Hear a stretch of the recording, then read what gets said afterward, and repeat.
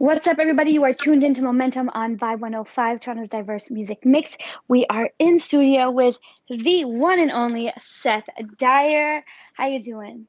I am fantastic. Good to talk to you guys.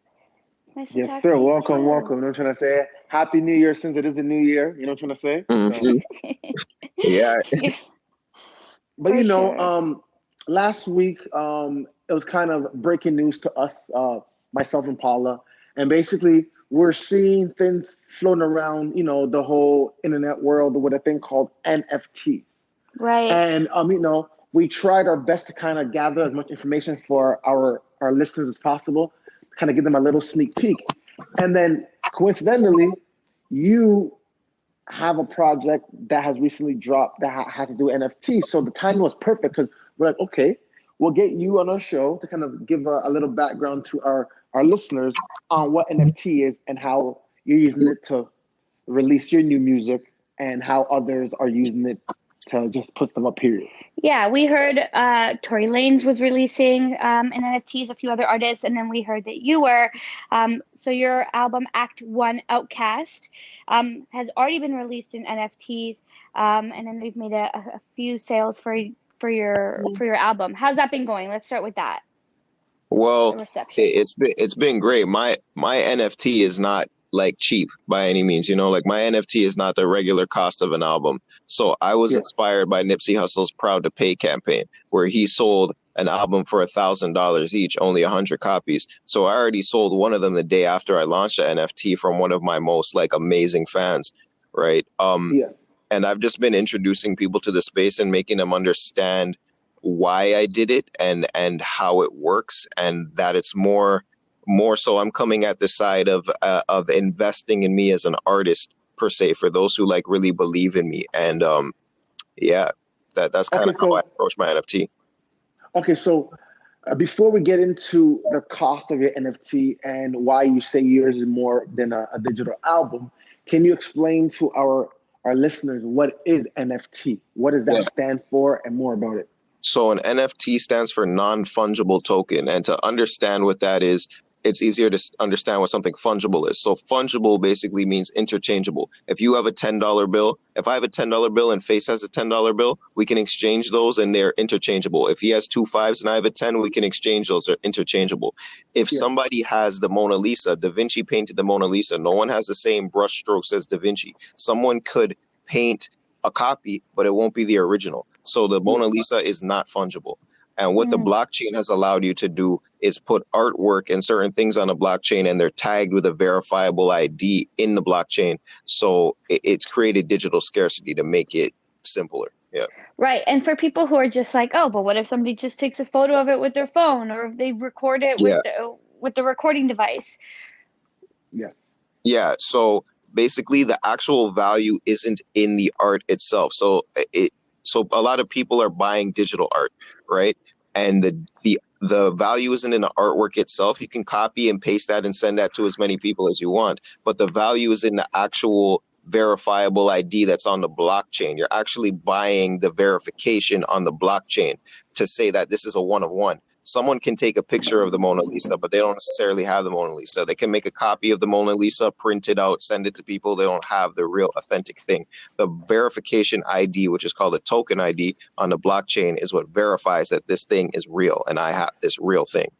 Okay. Yeah. So now talking about the verification and having the real thing. So basically, I'm gonna turn it into music lanes terms and say, is it kind of like masters? So example, now if I own the Set Dyer album, right, Act One, for example, can I now, like you said, it is non fungible. For example, can I now sell copies of the CD or of your project and or authorize use of your product to other people and reap the benefit of it off of royalties and etc.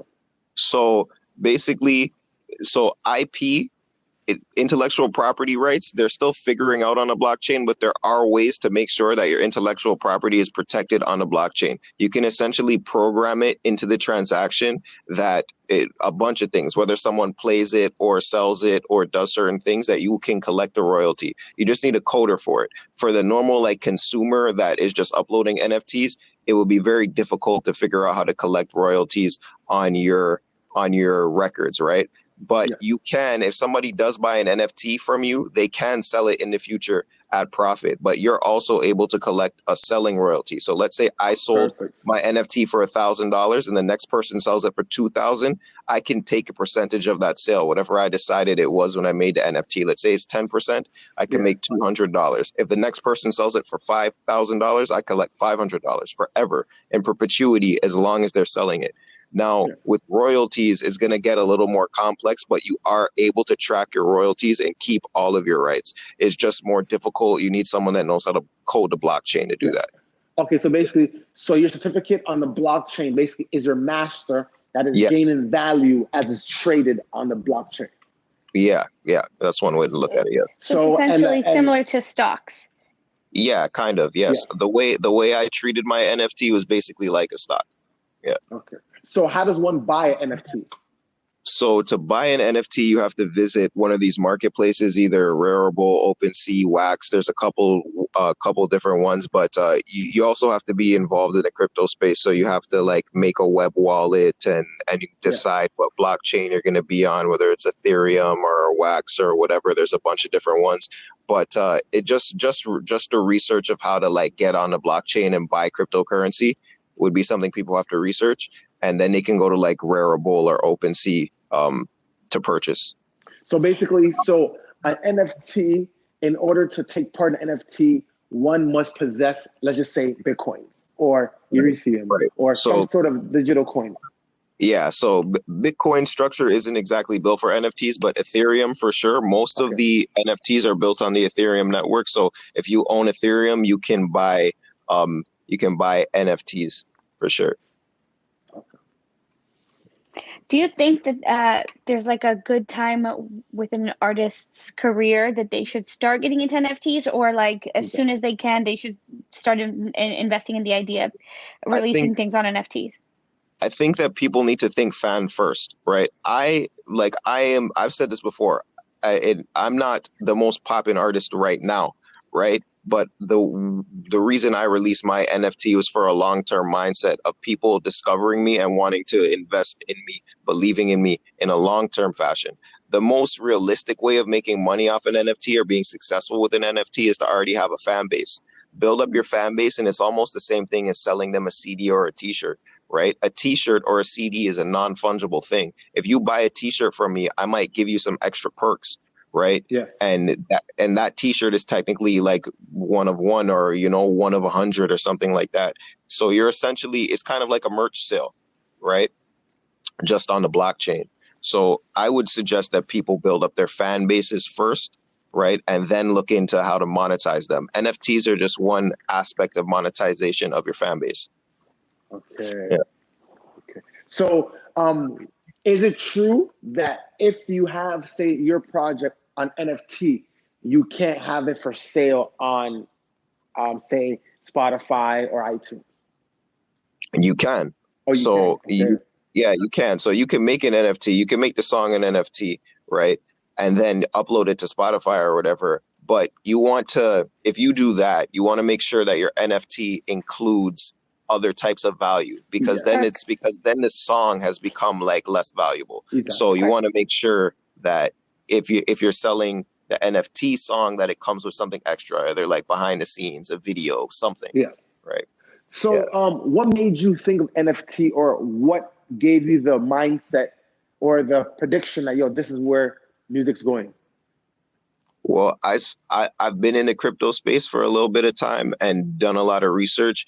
And I saw that basically like, wow, this is a digital way to sell merch, right? And this is a digital way to make music rare again, scarce again. There's going to be, like I predict in the future, that DJs will be buying exclusive songs off of artists as NFTs and be the only DJ that has that song. You know what I mean? And if another DJ wants it, they're gonna have to pay big money I for it. like that. I see it like introducing another level of value to music, because music right now is so devalued. People don't think you need to pay for music or anything like that. Music is Very free, oversaturated.